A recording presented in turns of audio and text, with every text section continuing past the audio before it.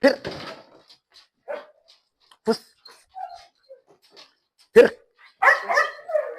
Right. Under. Blind. Push. Yes. Up. Clutch. Blind. Hello mga kaso, I'm Roger Keenan. Kung papa-enroll nyo mga dogs nyo sa mga professional dog trainer, huwag po natin expect na magaling ang aso nyo katulad nung nasa movie, na John Wick, or yung ibang movie kagaya ng Ace of Heart. Dahil po ang aso ay parang tao rin po yan. May magaling, merong hindi, may fast learner, may slow learner. Kaya siguraduhin po natin kung bibili po tayo, lalo na kung mga ganitong breed, mga Belgian Malinois or German Shepherd, siguraduhin natin yung linyada na hanap nyo, kagaya ng personal protection training or agility, ay siguraduhin nyo tama ang pagpili nyo sa linyada na bibili nyo aso. So, kagaya po kung i-enroll nyo, kasi parang tao rin po ang aso eh. May buhay yan eh. May fast learner, may slow learner. Meron hanggang high school ang kaya niya. College hindi niya kaya. Sa tao, ganun din po.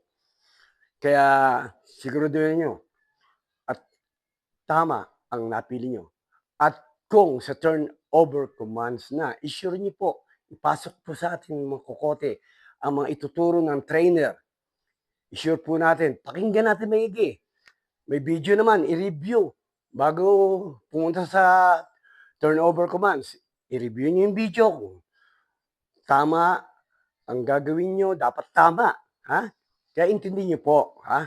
Very important ang turnover commands. Dahil temporary trainers lang kami ng mga aso nyo. Dahil pag nasa inyo ng aso nyo, kayo po ang magiging lifetime trainer ng aso nyo.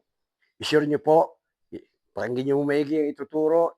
Dapat proper ang mga footwork na gagawin nyo pag i-exercise nyo yung aso nyo. Proper drill ng aso nyo, proper movements, yung proper pagbigay ng reward. Hindi po ganun kadali. Hindi sila robot. Na pag uwi nyo ganun nakagaling agad. Siguro din nyo po, after that, social yung aso nyo. Very important po socialization, lalo sa bagitong breed, to avoid aggressive balang araw. Kaya huwag tayo tatamad-tamad pag pinapunta kayo, sinabihan kayo ng oy, may dumaan na extra. Pag may pinapunta kayo sa public or sa Session Road o SM na i-social aso, huwag tayong tatamad-tamad. Very important po ang socialization ng aso para hindi siya maging aggressive balang araw. So, yung pong payo ko sa inyo, pakinggan nyo maigi, intindi nyo maigi, tuturo sa inyo ng trainers sa turnover commands. I-sure nyo po tama lahat. Kasi kahit naturuan po ng maayos siyang, kung hindi proper ang ginagawa ng owner, yung handler, pwede maging useless po eh. Tandaan natin, hindi sila robot.